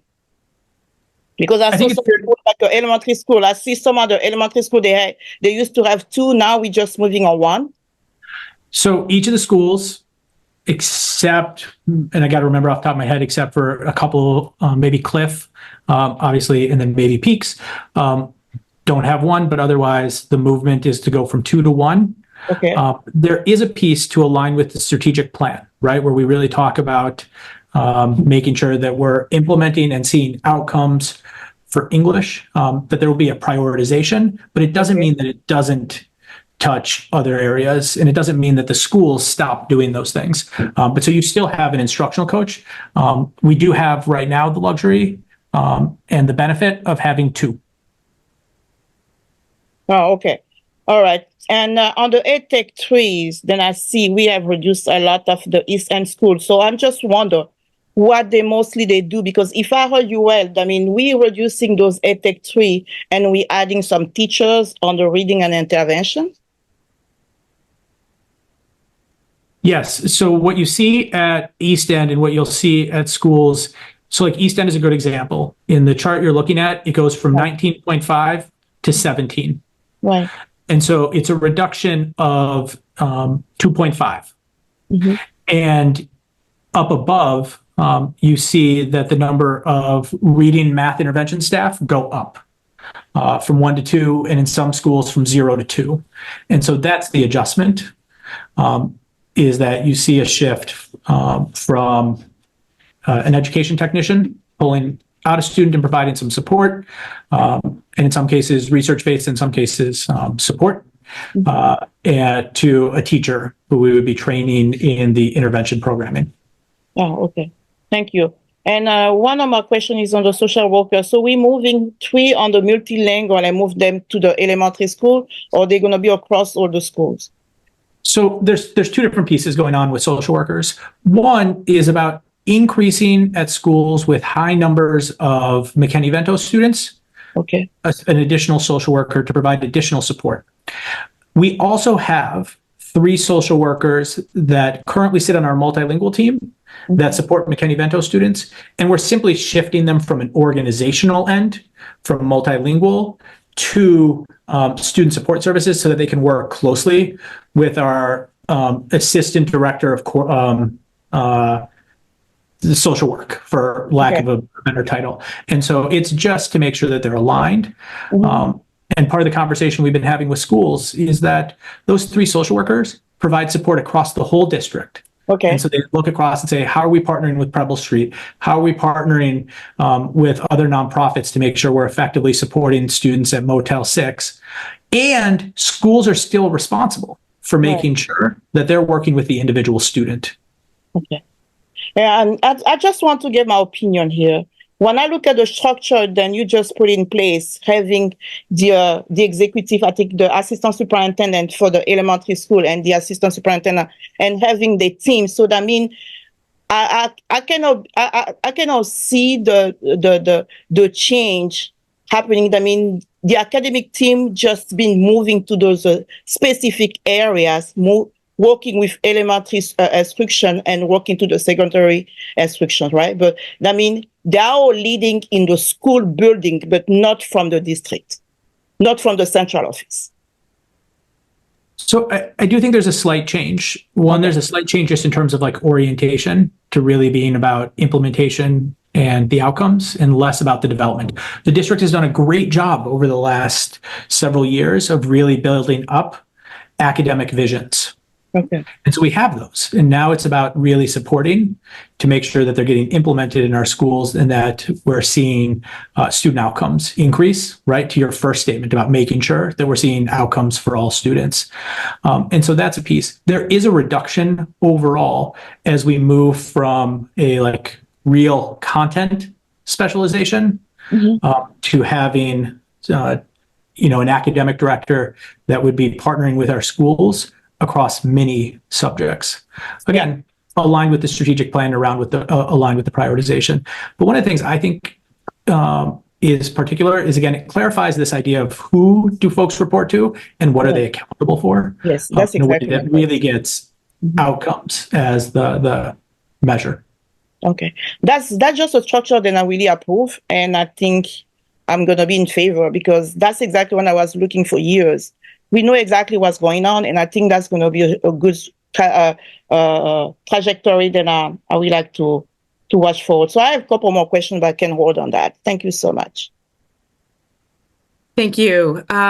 Board Member Billy, you go ahead. Thank you. I would just like to point out that it's from somebody who doesn't understand finance like this rigid. This is really hard for me to comprehend a little bit the way things are, or the way these slides are made. I think it's like some of the explanations you had, Ryan, I think it would have helped me if some of them were were included in some of these, like the reasoning to why, some of the reasonings you explained, basically, if they were put on paper, included with some of these, yes, with especially the things that are being eliminated, because it's hard for me to track like where that what's going to happen with that information, right? Because all of these things are important, and they're things that we still need to have and understand the impacts of in terms of our students. So when it's like a job is just getting eliminated and you don't really understand like the depth to how this job impacts the student, or like how this position impacts the student, and then also like how are we going to at least ensure that we're somewhat addressing that when that position is gone? Like, how are we going to know, how are we going to track this position, this impactful position, when that position's completely gone? And so, like, how are we going to, I think it's just helpful for me. This is really hard for me to understand and read. And I think there's not really that history, because we have the history on some of these positions. We can easily input that to create that like wholesome story to understand like what, like for, it would help me understand why like that specific program is being eliminated, or like what the history is, or why it is something that's being but anyways, my questions are so I want to know more about the oh my God, I can't even. On Tuesday, there are some positions who obviously only have one person. And so a lot of folks wrote to me about seeing their position like being eliminated that first day. And I felt really awkward about that. So I'm trying to understand like how did that happen? Like why weren't they discreet? And that's where I was asking, like, did we actually vote to allow for the positions to be named so that people on that meeting can literally come to the meeting and see their position eliminated without really any information before that? I would like some clarification on that. You don't have to answer that now.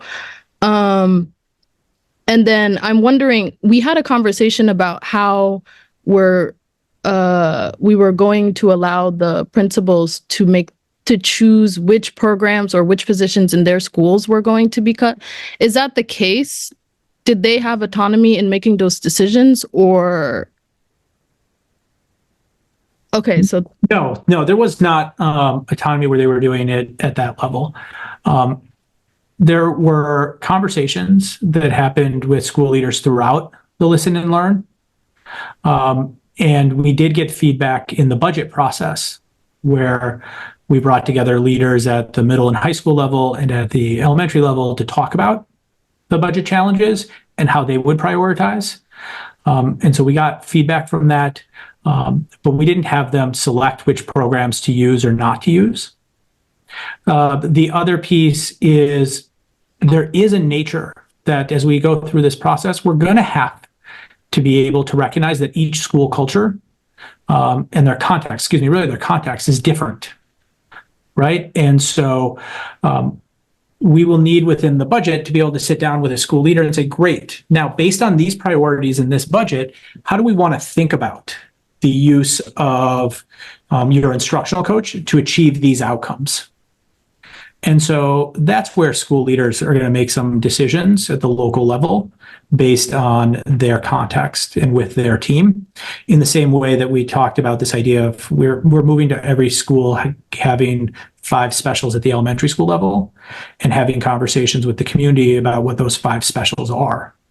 And so that's again where like context will matter because it'll feel different at a school that's 200 kids or 230 kids. In a school that's 500 that may be able to staff all the specials within their own.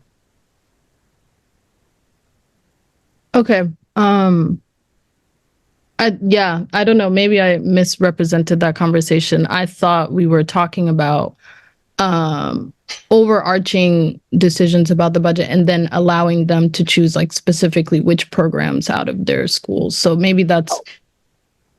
I think the piece you're making me think about is for schools at the middle and high school level that do have small reductions in teaching staff for subjects. That's where they're looking at, like at the high school level, they're looking at their course selections. Okay. To see where they may have a department that has more staff than is needed to meet those course selections and where they may have departments that need additional staff. And so that's where you'll see it. And then middle schools, they're doing similar analysis, just not without course selections, but really thinking about what does the team structure look like with these changes, and how are we going to offer algebra within that. Okay. And then I had a question about both Make It Happen and the Extended Learning Opportunities Program. I'm wondering why we're choosing either or and why we're not taking a more, intersectional approach of if we can't fund one position, why aren't we making it like maybe a position that can be held for 2 purposes? Or like, has there been a lot of thinking? Because I know you did talk about how some of the folks on your cabinet having like obviously representing the educational aspect because they have the credentials for it. Have you guys done that work or that thinking of like if there's a position that can be housed into one program or one space, if those duties can be done instead of like completely just like taking away that position? Like why not make it happen, both Make It Happen and extended learning opportunities, or like why not do more work to see if that program can house something like that instead of just completely eliminating it. So like just a thought process around that. Yeah, so there has been a fair amount of thought process about where some of the work from a position may go, right, when it's eliminated. I think the example you gave is actually a great example of the work that we want to engage in once we know where we're at on a budget, right? So each of our schools has, each of our each of our middle schools and each of our high schools have a Make It Happen coordinator at the school site, right? And so part of the conversation around Make It Happen is about how do they support more students? And how do they offer services across a larger number of the student population there? And so that is a piece that we're going to need to explore. We're at the very early stages of what would it mean if we didn't have ELO at Portland. Portland is the one spot where that is currently staffed. At Deering, it is a vacancy as the individual left in sort of early winter. And so that is a conversation that is sort of the next iteration, right? It's like, once we know where we're at budget-wise, how do we do this? And I do believe, based on our conversations, that Make It Happen can take on some of that work. One of the things that is particular about Make It Happen is its equity focus and around making sure that it is serving multilingual students. And so there was some prioritization around keeping consistent program. And then there's a question about how do we expand it if ELO is in fact cut in this process. Yeah. Yeah, I don't I don't feel good about a lot of the cuts being a lot of like the direct student support. So I'm just really worried about that. And hopefully we can get more information, and yeah. Thank you. And, and again, to sort of reiterate that, this is the first of many meetings. Board Member Ali, go ahead. Hi, thank you. I just had two quick points, and I wanted to say thank you for the presentation, and I really appreciated more focus on student-facing position other than central office, which is a little removed from the student experience on the school campus or grounds. In addition to that, I know I share everyone's concerns in the cuts and shift in employees and educators, and I wanted to understand how will this influence our student to teacher ratio, and what does that mean moving forward? And if you have any data on that right now, that would be really helpful in seeing what this change means. Also,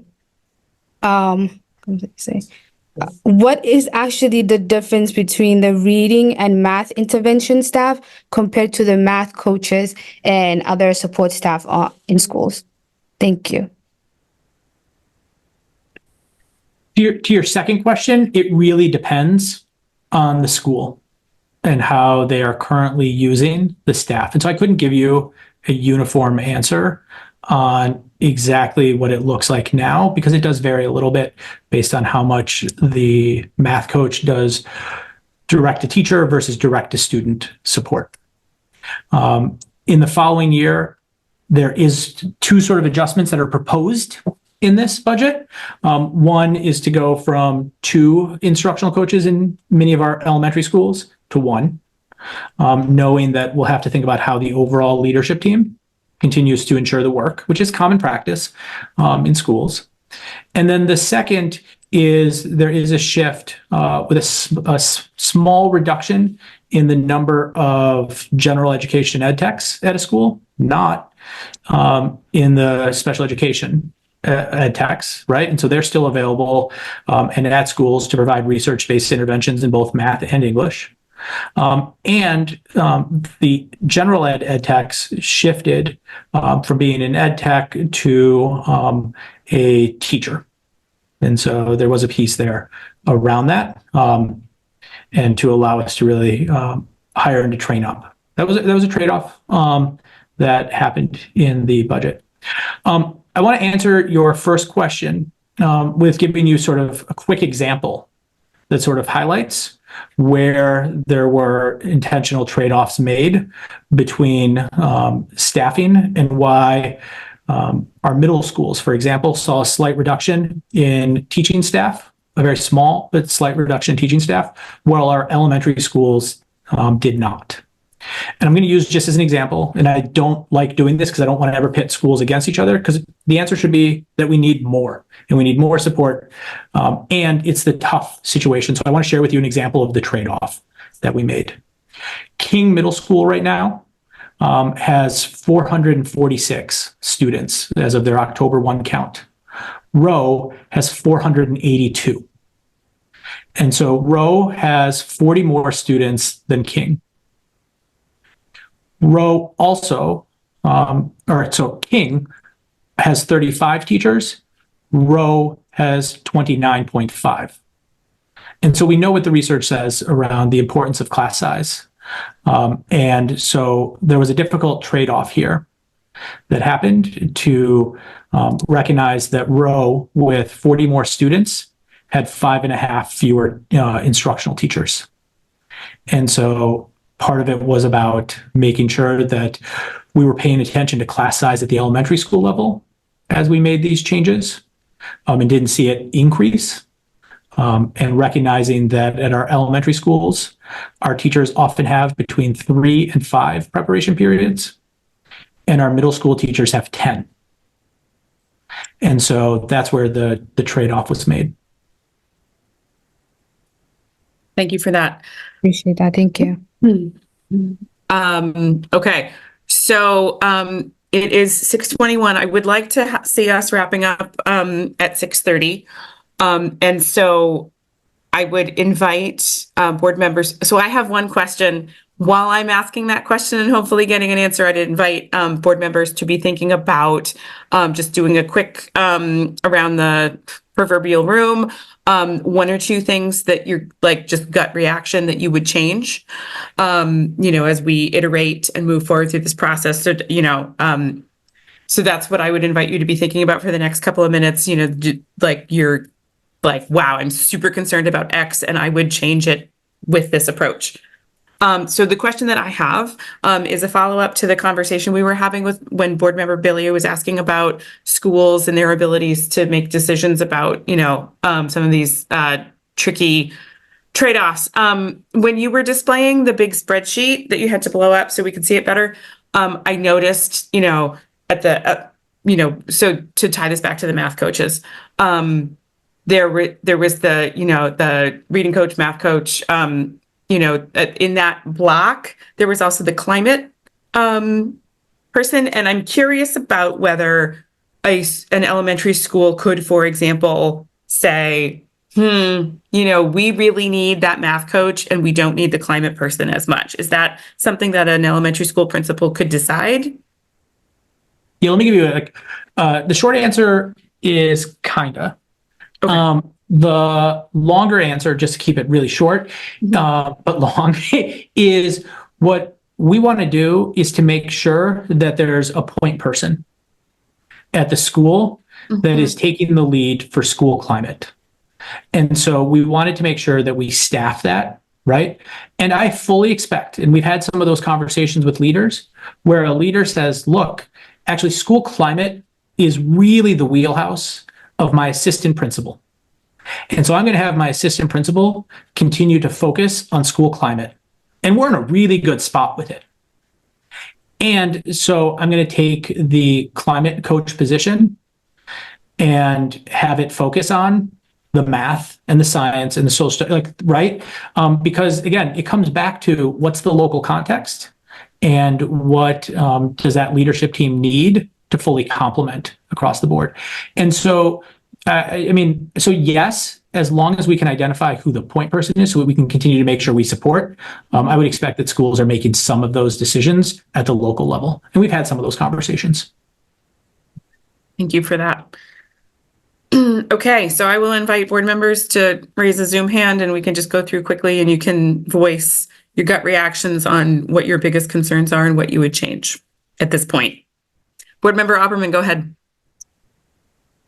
Thank you. and it takes me a while, this process is incredibly painful, that cutting people out of their positions and their livelihood is horrible. The cost of the schools is gone up significantly. We're providing more programs for students, but I'm looking to the future in that in the next year, next couple of years, we will be negotiating for salaries for teachers and ed techs. And I would like to see those salaries go up, so that they're livable. We talk about it, but then we get stuck about it. And that is, if we're providing what the students need, I think we need to, and that's the parent directly to the students, then I think we need to look at the budget carefully to make sure that we are providing salaries for the teachers. That's my thought. Thank you. Board Member Figdor, go ahead. I am most concerned about the eliminating support, systematic support for math.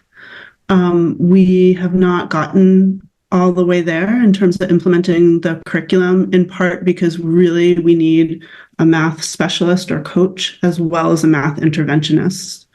We are short-staffed right now on math, and that's why we've made a lot of progress implementing the IM curriculum, but we're not there. And if we pull it all out now, and then it comes back in the strategic plan 2 years from now, we're gonna have to rebuild all that, losing so much of what we've built and the momentum we have. We have a huge discrepancies in terms of achievement in math based on race, with white students performing 30 points, there being a 30-point gap between white students and Black and Latinx students.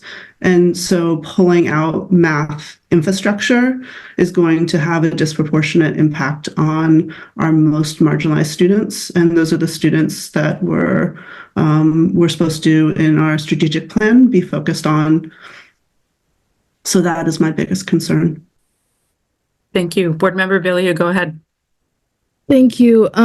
Yeah, I agree with what Board Member Figdor said. I think some of what she said is really important and definitely we should take in. I also echo that for the science work as well.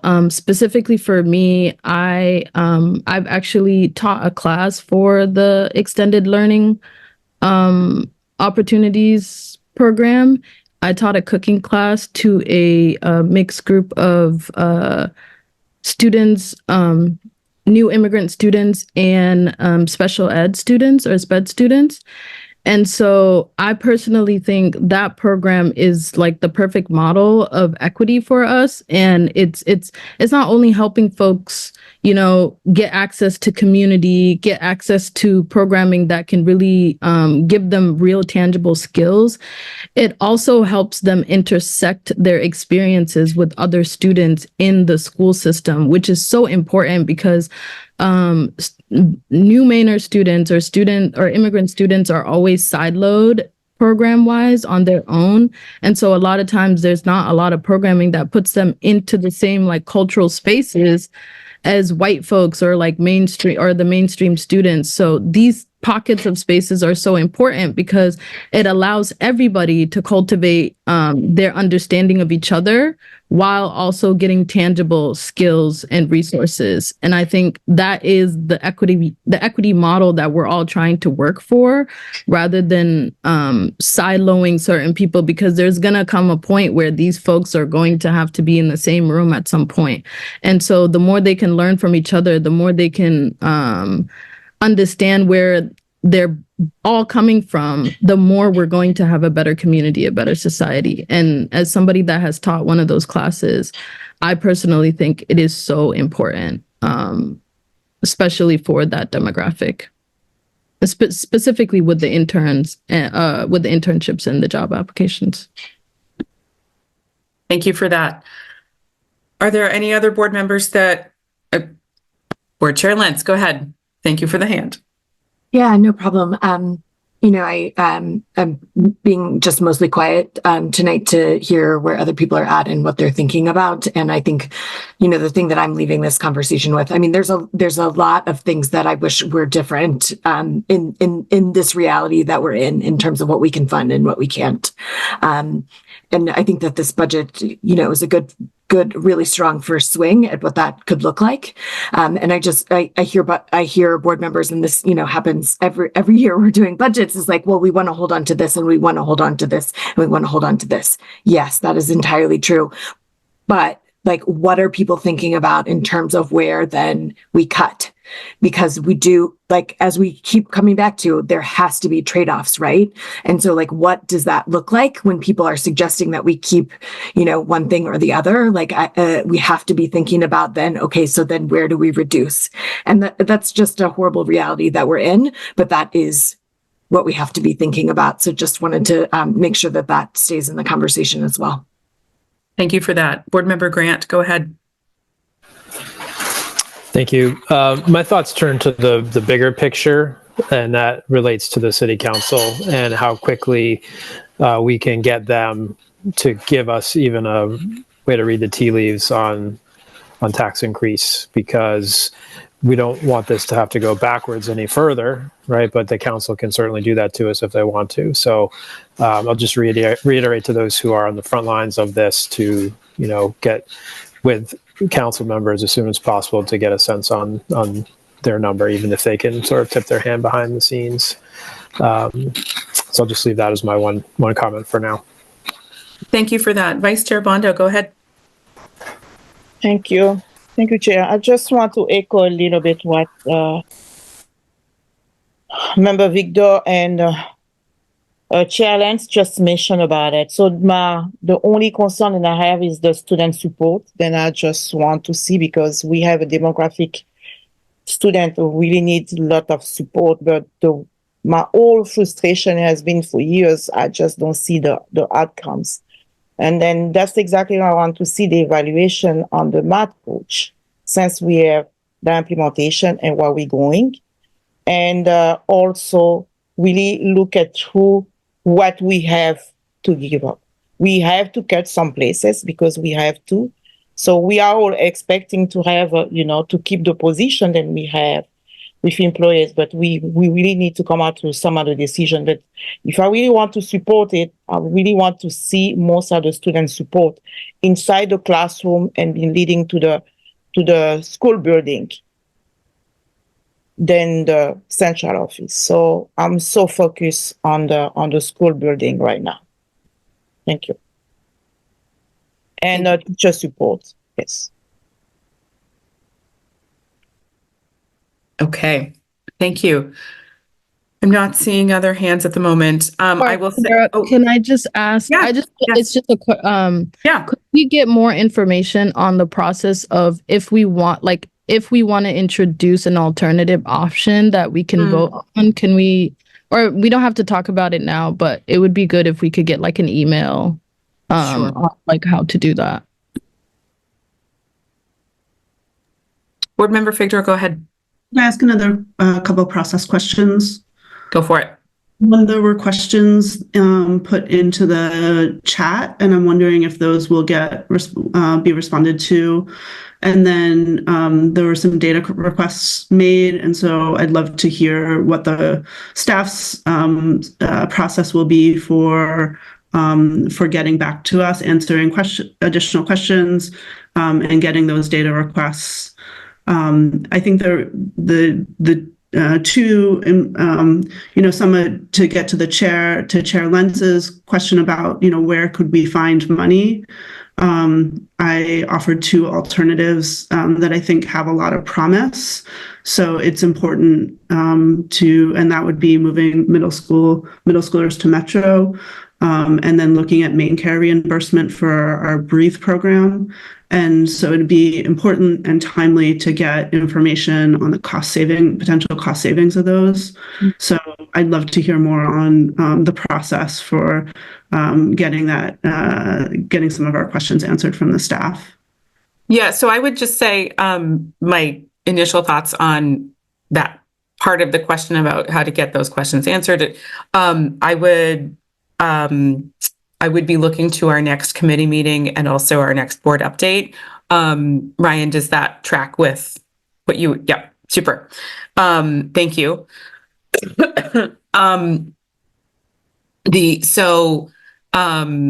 In terms of process, we have upcoming meetings, so we're going to continue to be iterating on this budget. This was a, first pass proposed budget, first pass conversation about the budget. And then as we move forward with additional conversations and meetings, we'll, get into the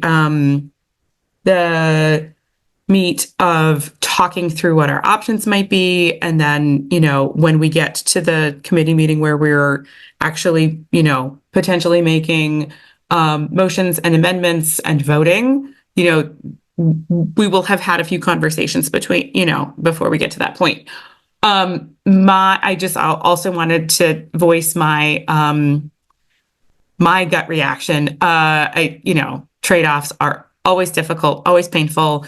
I would like to see, as we iterate and explore, how we might make adjustments, I would like to focus on the overarching priority of keeping cuts, to the extent they have to happen, as far away from students as possible. So I would be looking at creative ways to, do we do shared, half of a math coach at every school, or as an example. I'm not saying that's what I would necessarily advocate for today, but looking at things like that.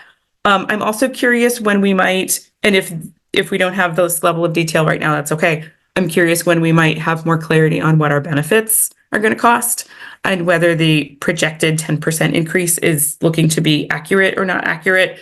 Sort of like Board Member Grant was talking about, in terms of what the city council is going to ultimately do. I feel like that benefits piece is another big question mark in terms of, what we're actually looking at here. I think this has been a very good conversation. I appreciate all of the information, all of the engagement, all of the, this is a difficult topic. So I want to thank everybody for moving through the conversation in such a respectful, productive way. And we will certainly continue to have more conversation as we move forward in our additional meetings as this process continues to unfold. Any last comments before we wrap up? Thank you, Ryan. We appreciate it. Yes, absolutely. Absolutely. Thank you so much. All right. So we are going to, I will look for a motion to adjourn.